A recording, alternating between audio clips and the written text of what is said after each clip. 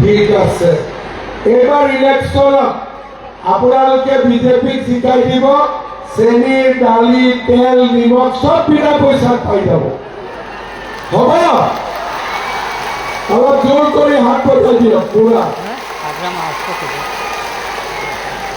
এতিয়া আপোনালোকে চাওক, যেতিয়াৰ পৰা বিজেপি চৰকাৰ আহিলে 10,000 টকা পালো, 8,000 পালো, বিনামূলীয়া চাউল পালো, 100 টকাত দালি নিমখ চেনি পালো, আৰু ছোৱালীবিলাকৰ পঢ়াৰ খৰচ চৰকাৰে লয়।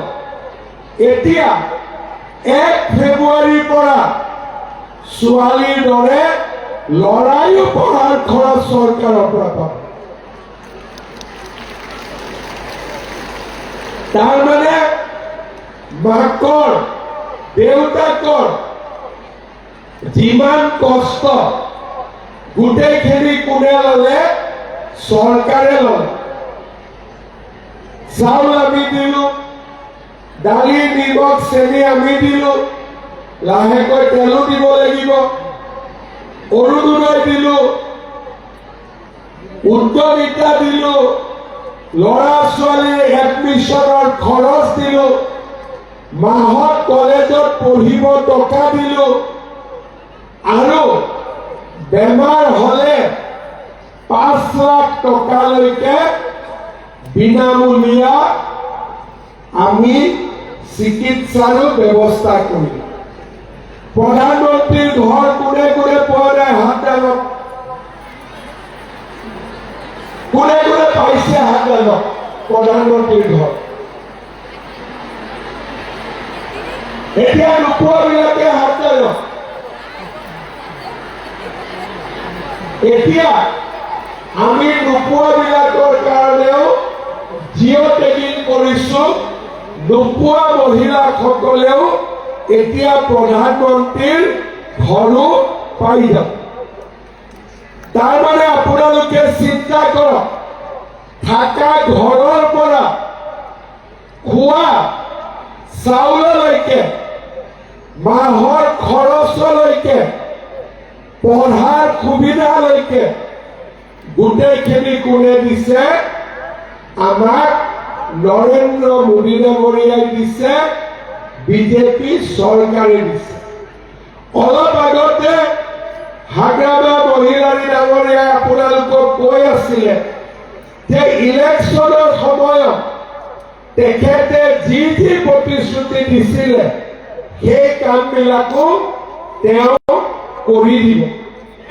তাৰমানে আজি বিটিচি আৰু অসম চৰকাৰ, এই দুইখন চৰকাৰে লগ লাগি ৰাইজৰ উপকাৰৰ বাবে কাম কৰি আছে আৰু কৰি গৈ থাকিব।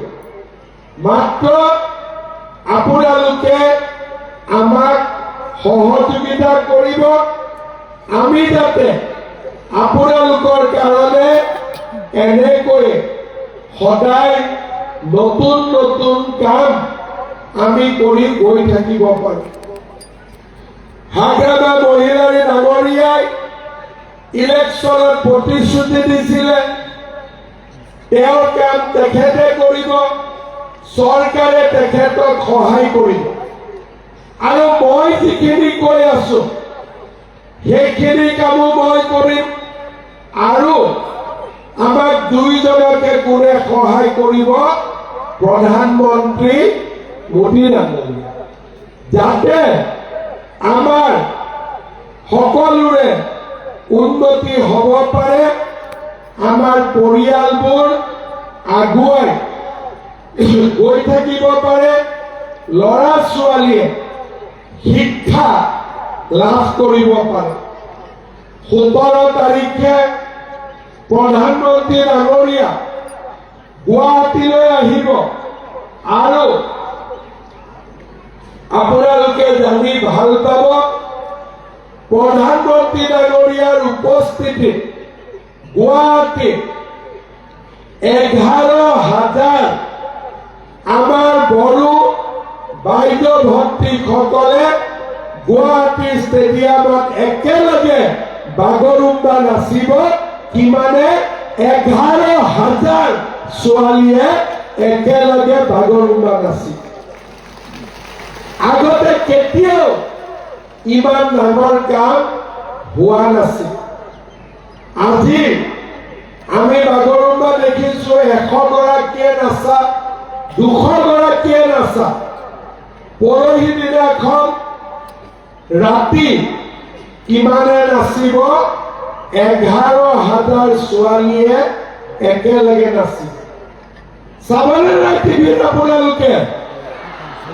চাই ভাল লাগিব নে নালাগিব? বহুত ভাল লাগিব। আগতে বিহু হৈছিলে, তাৰপিছত ঝুমুৰ হ'ল, এইবাৰ বাগৰুম্বা হ'ব। প্ৰধানমন্ত্ৰী ডাঙৰীয়া থাকিব উপস্থিত। আমাৰ গোটেই অসমৰ পৰা অহা ছোৱালীবিলাকে আৰু যুৱকসকলে নাচিব। আজি ইমানবিলাক কাম আমাৰ অসমত হৈ গৈ আছে আৰু আমাৰ অসমখন আগবাঢ়ি গৈ আছে। আমাৰ 20 সমষ্টিৰ বিধায়ক অজয় ৰয় ৰায় ডাঙৰীয়া, তেখেতকো মই ৰাতিপুৱা সুধিছিলো যে আমাৰ 20 অৰুণোদয় কিমানে পাই আছে? কিমানে পাই আছে? 32,000 পৰিয়ালে আজি আমাৰ 20 অৰুণোদয় পাইছে।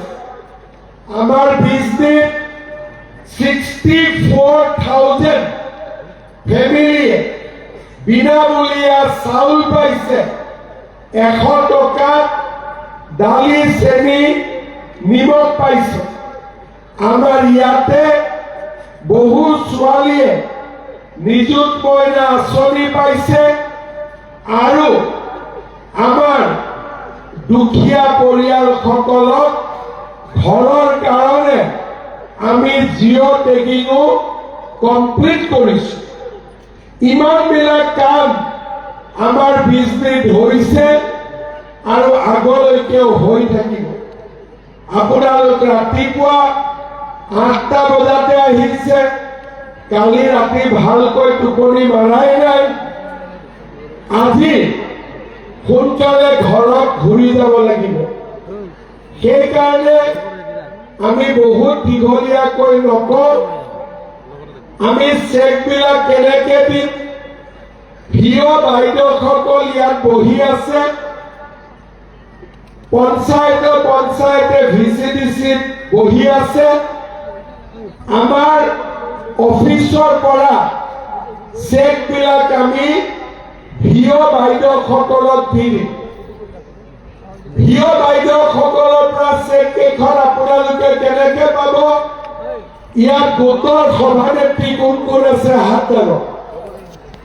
সভানেত্ৰী, প্ৰেচিডেণ্ট গোটৰ চবে হাত দাঙক। অকল প্ৰেচিডেণ্টখিনি।